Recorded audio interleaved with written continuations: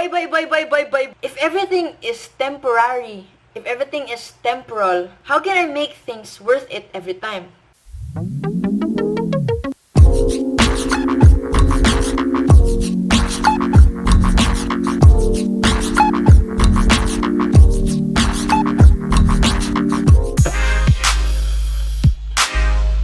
Hey guys! Welcome to my vlog. And also, welcome to my YouTube channel.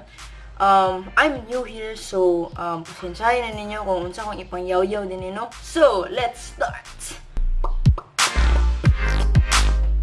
I am Christiana Fabria, or most of my friends call me Tin. I am 19 years old, based in the Philippines. So guys, di ko sure kung ga-wonder mo, or basig, wala lang yun. Wala yun mag-wonder yun siguro.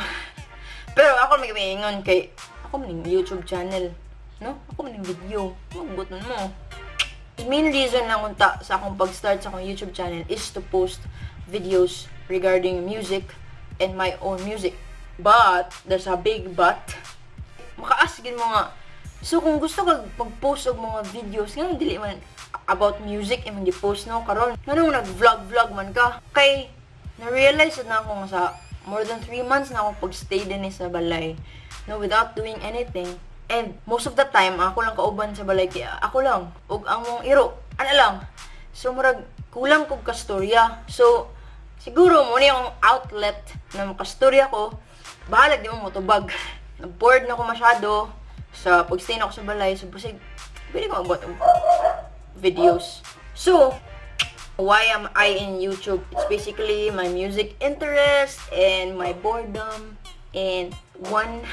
Pero ako sa goal din is everything that interests me or everything na gusto na ako ibutang. Kaya ako ibutang. Dili kay so much of the audience or unsa ba. Pero nag-hope gyapon ko na ma-entertain mo. So guys, para na i-sense niya ang akong video today, gusto mag-share of 5 things na I learned during the quarantine. So, number 1, doing nothing is boring. Kabalo man me. Na boring man gid way buhaton, no? Before na ako na-realize nga, boring man gid kay way buhaton bay. Nalingaw sad ko nga way buhaton. Magsigig tanawag salida, mag-Netflix, mag-anime, mag-K-drama. After pila ka days, balik imong ginambuhat merg na feel sa nako mga, sa man uy ka na. Ngayon na lang jud ko forever. Ngayon na lang jud akong bottle. Like, wala ko productivity diya. Pero ako mag-try guys na mag-online courses, mag-learn something new. Ingana. Pero, di jud ka lang. Pero, sa akong pag-reflect, na-realize na ako ang blessing di ay sa pag-study and sa pagbuhat og something everyday. Even if it feels na mura siya routine bitaw balik na lang. Kasi ako man good, nag-eskwela ko sa Manila. And nag-stay ko dito sa dorm. And then balik kaya ang kuan ba, wala something new every day. Ang akong routine dito, matag sayo, kung ako 7:30 na class, and then maligo, matug classes, magdagan-dagan, kay lagyo kaya mga building, and then mag-lunch, and then klase na sad. Ako yung gina-look forward every day is kana yung dinner time after sa mga classes. Dinner time ng mga 6 dayon, magkita din sa mga friends, mag-chika-chika din mi, sinitabo sa mga adlaw, and then mangaon din mi dito sa pinakabarato nga karinderya nga doon sa mong dorm. Then after na mo uli mi sa dorm, kay mag-prepare na po mi for tomorrow, and then mag-study mi anang night, and then mabilar na sad mi alas 12 sa matulog. So ana ko para sa ko kay man na-realize na ako anak ko dito ba kuan ba ka nang akong life ko sige lag study. Pero di man ako ginaingon na perfect ko na tao no na tungod kasi og study. Pero murag ay nga na ba ang routine mo most of your day nagklase ka anya pagkagabi kay mag-prepare na pag kaugma study na pud ka. So murag ato nga time mo siya curse for me. Pero karon na ako gibuhat. Na-realize na ko yung blessing ba at least dito bitaw di ko magsigo na una kung unsa akong buhaton next. Nalay nakaset na buhaton that day. So for me, blessing siya. Kay you will not think about things na maging unproductive ka, and it will prevent you or it will limit your thoughts good, and it will limit your actions na makasala na naman ka or maka-stumble na naman ka sa other people or maka-affect na naman sa mong day. So, inga na bitaw, ambot ko na gets niyo akong point. But basically, my point is if you're occupied with things na you're sure na productive ka, or with things na are essential to you, to your development as a person, it will limit you to give your attention to other things na actually wala give value.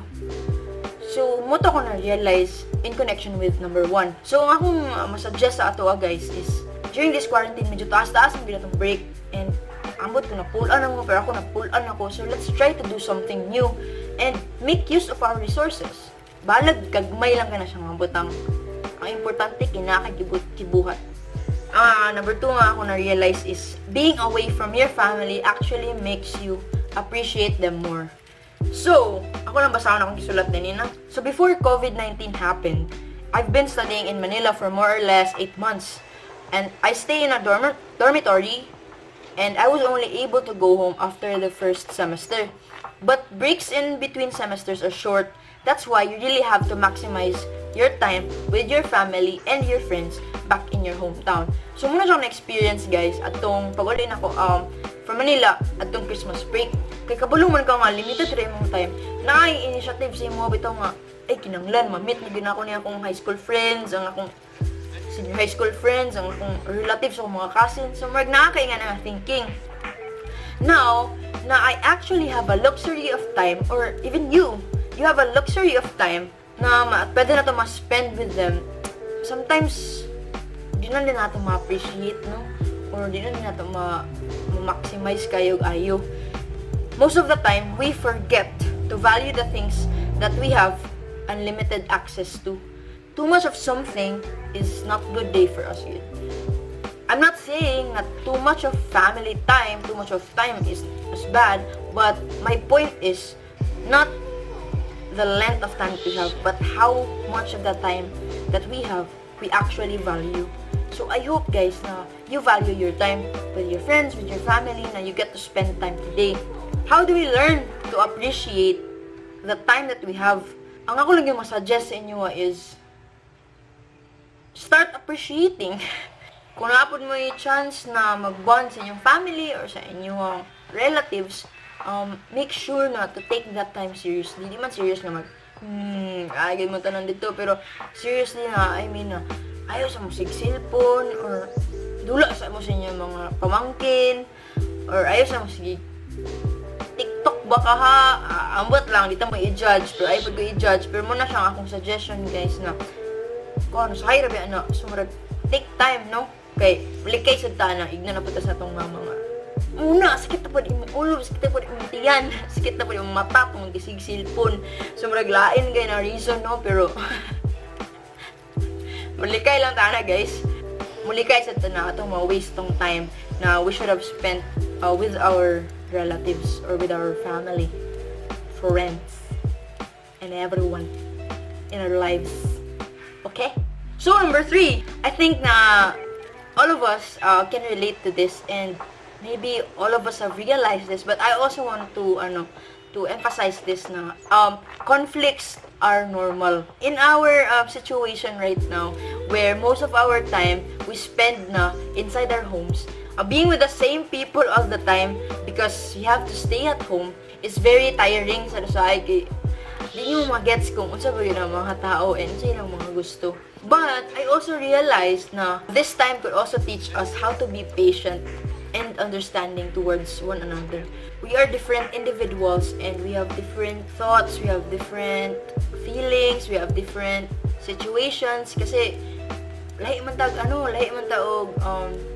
points atong lives. So even though we're family mo, sometimes we really don't know what's going on inside their hearts and inside their minds.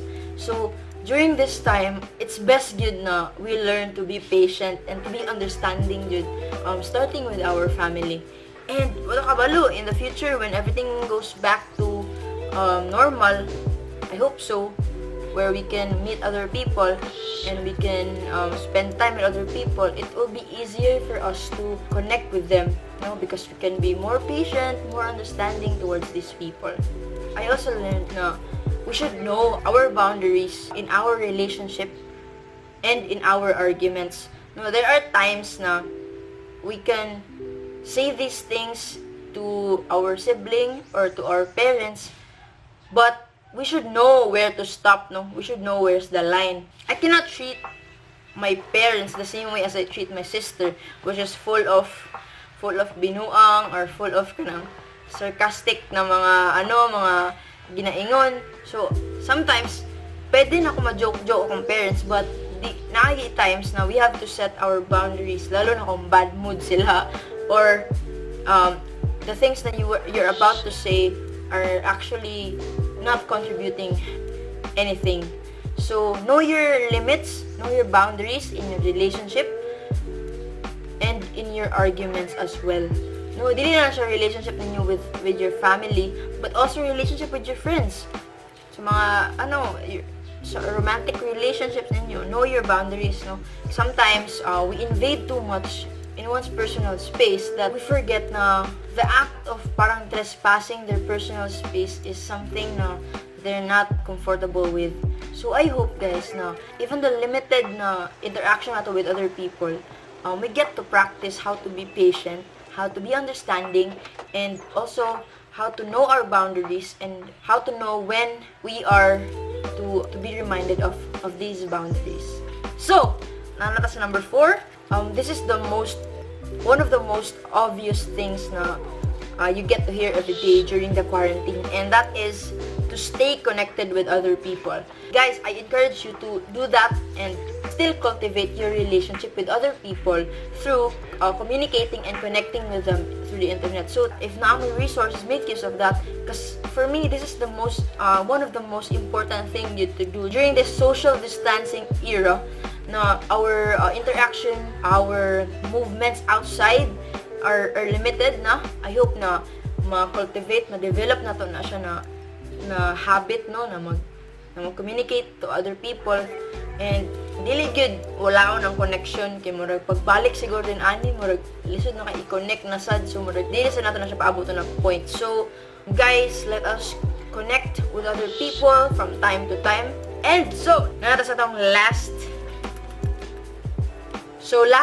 thing na ako na-learn is I realized that everything is really temporal. No, wala dyan forever din sa world. Pati yung mga relationship with other people, digid ka makaingon na that's forever.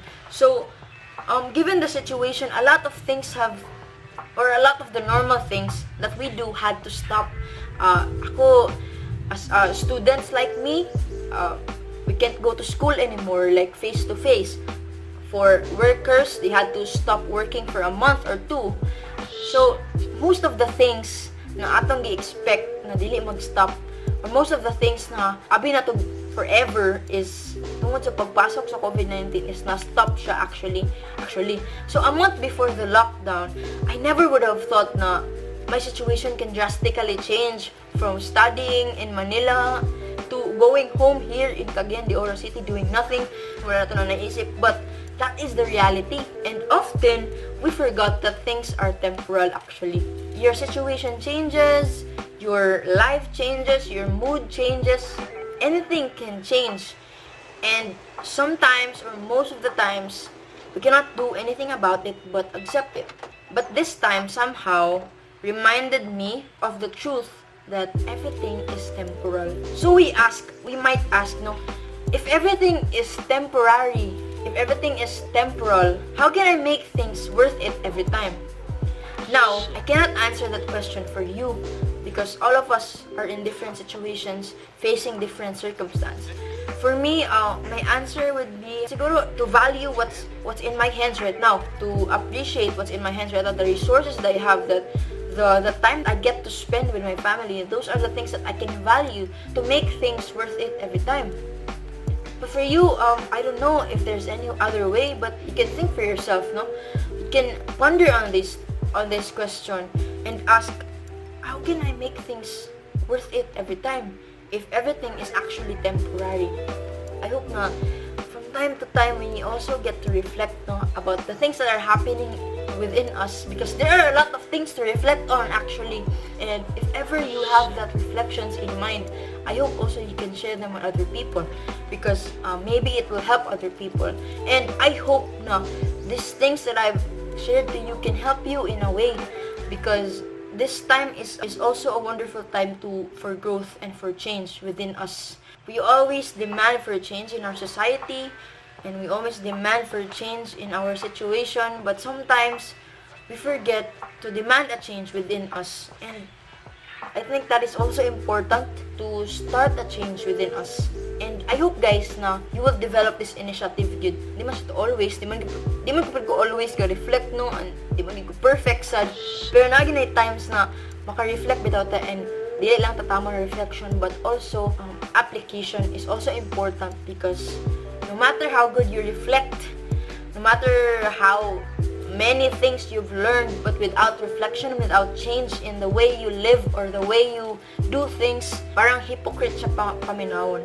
You don't have to take all the point that I say, but I want you to take the point that still matters. Whatever it is good na you think could help you in any way during this time, do something about it. So that is all, guys. I also want to encourage you, no, with this verse. I know that given the situation that we have right now, it's very hard to see what the future will be like, what tomorrow would be like. Students like me, we don't know what situation we'll be in the next academic year. All of us are actually worried of the future. So this is the verse that I will leave to you, and I hope you will find comfort and hope in this verse. Psalm 56 verse 3 says, "When I am afraid, I put my trust in you." It is very encouraging to know that we have someone to trust even during these times. Everything is so uncertain, and we don't know what the future would be like, what tomorrow would be like, but the one thing that I know is that I can trust God. I can trust Him for tomorrow, for whatever that will happen to me. So that's my encouragement, guys, to you. If you want to read more, you can read the Bible. There's a lot of things that you can read in the Bible.